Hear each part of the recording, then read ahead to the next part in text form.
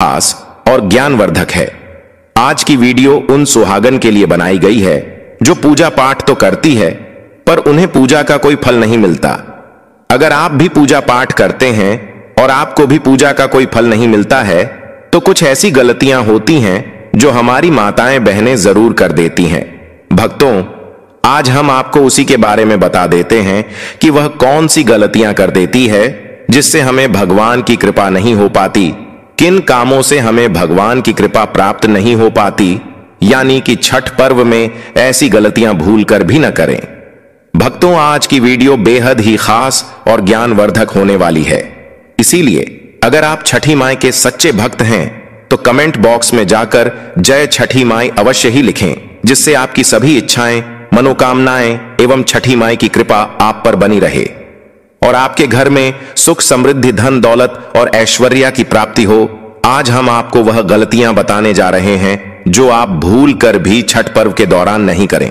और भक्तों, अगर आप ऐसी गलतियां करते हो तो आपको पूजा का फल नहीं मिलेगा। छठ पर्व को हिंदुओं के सबसे शुभ त्योहारों में से एक माना जाता है। भक्तों, छठ पूजा में छठी मैया को यह 3 चीजें कभी मत चढ़ाना। भूल कर भी ऐसी छठ पूजा कभी मत करना, घोर पाप लगता है और व्रत टूट जाता है। छठी मैया क्रोधित हो जाती है।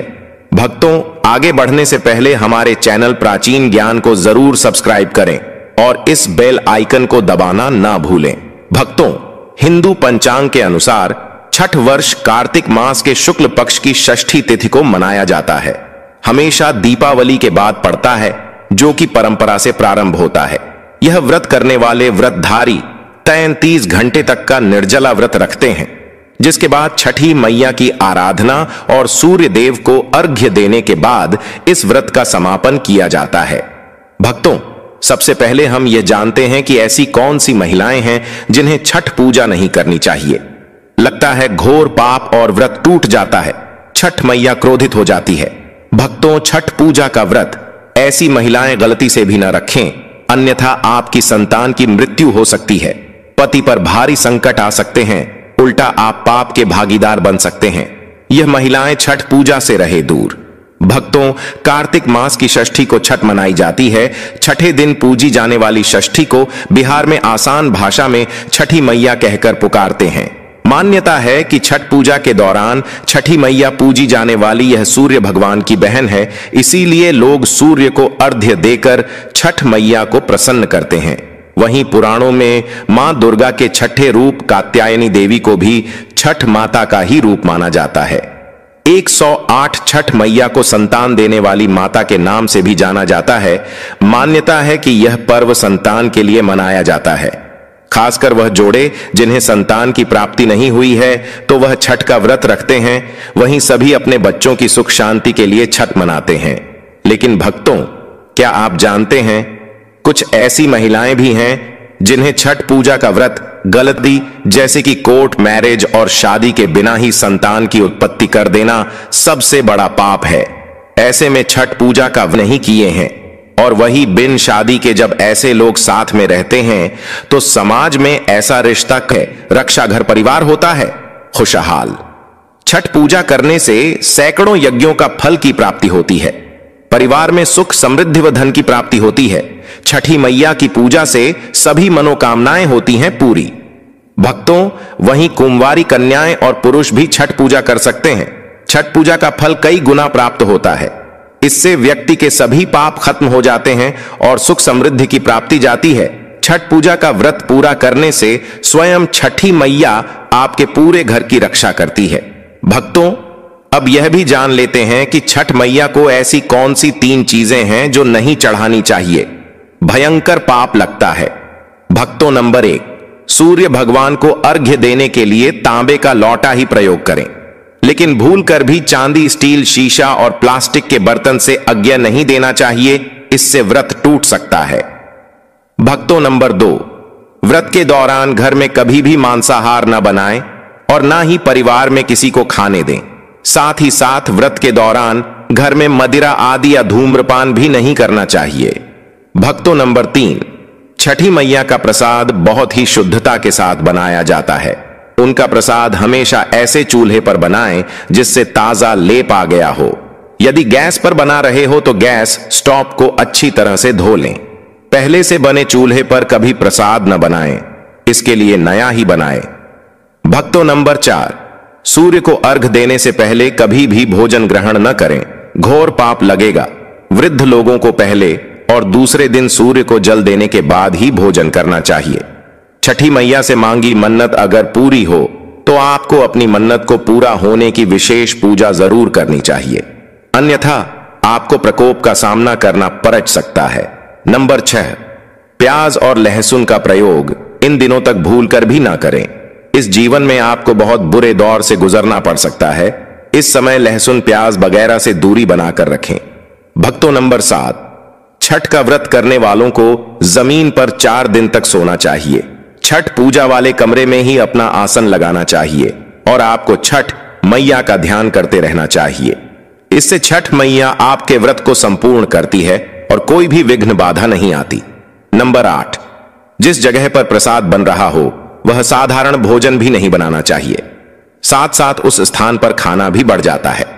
भक्तों, नंबर 9, प्रसाद बनाते हुए नमक का हाथ भी किसी पूजा के वस्तु या प्रसाद से नहीं छूना चाहिए। दोस्तों, नंबर 10, पूजा के दौरान अपनी वाणी को बुरी बातों से थोड़ा दूर रखें। मन में गंदे विचार भी नहीं लाना चाहिए। छठी मैया का आशीर्वाद पाने के लिए कि मन में गंदे विचार नहीं लाने चाहिए। भक्तों, नंबर 11, घर में पूजा के दौरान झूठे बर्तन और गंदे कपड़ों का ढेर बिल्कुल नहीं होना चाहिए। इससे छठी मैया क्रोधित हो जाती है और व्रत टूट जाता है। छठी मैया को साफ सफाई बहुत पसंद है। व्रत के दौरान अपने घर को साफ सुथरा रखें और गंगा जल से छिड़काव अवश्य कर लें। इससे पूरा घर पवित्र हो जाता है और छठी मैया का आशीर्वाद प्राप्त हो जाए। और साल 2024 में यह त्योहार किस दिन पड़ रहा है, कब से शुरू हो रहा है? छठ पर्व की शुरुआत हो जाएगी। यह 8 नवंबर को सुबह 12:35 पर खत्म होगी। इस लिहाज से 36 घंटे तक महिलाएं व्रत रखती हैं। पुरुष भी इस व्रत को रखते हैं। यहां तक कि कई जगह तो ऐसा देखा गया है कि मुस्लिम भी इस व्रत को श्रद्धा और भाईचारे के भाव के लिए रखते हैं। भक्तों, अब बात कर लेते हैं कि खरना कब है। तो भक्तों, खरना 6 नवंबर 2024 को बुधवार के दिन खरना पड़ रहा है। इस दिन गुड़ की खीर बनाई जाती है जिसे पूजा के बाद प्रसाद में बांटा जाता है। इस खरना को खाने के बाद से ही 36 घंटे का निर्जला व्रत की शुरुआत हो जाती है। चूल्हे में आम की लकड़ी को जलाकर यह खीर बनाई जाती है। अब वक्त बात कर लेते हैं कि सूर्य को अर्घ कब देना है। शुक्रवार को 7 अक्टूबर 2024 के दिन शाम के सूर्य का अर्घ होगा। 5:30 पर सूर्यास्त होगा और इस दिन सूरज देवता को शाम का अर्घ्य चढ़ाया जाएगा। इस दिन शाम को सूर्य देवता को गन्ना, चावल, मिठाई समेत नाना प्रकार के फल फूल चढ़ाए जाते हैं। सुबह के सूर्य को अर्घ्य कब होगा? छठ पूजा के चौथे दिन की बात करें तो यह इस महान पर्व का आखिरी दिन होता है। इस बार यह 8 नवंबर को शुक्रवार के दिन पड़ रहा है। इसमें सुबह का अर्घ्य दिया जाता है। इस दिन सूर्योदय का समय सुबह 6:37 पर है। इसी के साथ 36 घंटे का निर्जला व्रत खत्म हो जाता है और लोग इस महापर्व के महाप्रसाद को बांटते हैं। भूलकर भी छठ पूजा में न करें, ये गलतियां मैया हो जाती है नाराज। भक्तों, नहाए खाए के छठ पूजा का आरंभ हो चुका है और 4 दिन तक चलने वाले इस महापर्व का विशेष महत्व है। छठ पूजा में भगवान सूर्य और छठी मैया की पूजा की जाती है। इनकी पूजा में कई चीजों का ध्यान रखा जाता है जिससे इसकी महत्ता बरकरार रह सके। छठ पूजा सबसे कठिन व्रतों में एक माना जाता है और इस पूजा में गलतियों का कोई स्थान नहीं होता है। मान्यता है कि छठी मैया बहुत उदार मानी जाती है और यह अपने भक्तों पर जल्द ही प्रसन्न हो जाती है, लेकिन पूजा के समय कोई भी गलती से नाराज भी हो जाती है। इसलिए भक्तों, छठ पर्व में छठी मैया की पूजा में कुछ बातों का विशेष ध्यान रखा जाता है। इन चीजों को सबसे दूर रखें। छठ पूजा में सबसे जरूरी चीज होती है पवित्रता। पूजा में पवित्रता का होना बहुत जरूरी है और इस बात का खास ध्यान रखा जाता है। पूजा में शामिल होने वाली हर वह छोटी छोटी चीज को गंदे झूठे हाथों से नहीं छूना चाहिए।